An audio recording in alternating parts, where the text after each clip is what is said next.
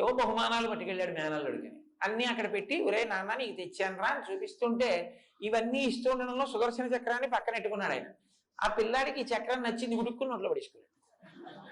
ఏముందంటే ఆ తొండంతో తీసి ఇలా పెట్టి మింగేశాడు. అయ్యి బాబాయ్ నా చక్రం ఏదన్నాడు. మింగేశాను మాయ అన్నాడు.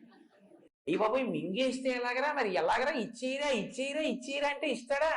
ఆ లంబోదరంలో పడేసుకుని పరిగెడుతున్నాడు అటు ఇటును. అప్పుడు శ్రీ మహావిష్ణువు ఆలోచించారు, ఎలా వీడి కడుపులోంచి తేవడం. వీడికి ఏదైనా హాస్యస్ఫోరకంగా ఉంటే సంతోషిస్తాడే.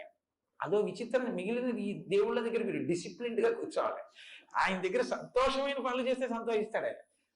వీడికి నవ్వు పుట్టిద్దామని గుంజీలు తీశారు. గుంజీలు అన్నవి మొదట తీసిన వారు విష్ణుమూర్తి. తీస్తే వినాయకుడు చూసి మామయ్య మామయ్య అదేమిటి ఇలా పట్టుకుని అలా ఊగుతున్నామని పెద్ద నవ్వు నవ్వాడు. పిల్లవాడికి పలక మారి లోపల నుంచి సుదర్శన చక్రం బయటపడింది. అమ్మయ్య చాలా బాగుంటుంది.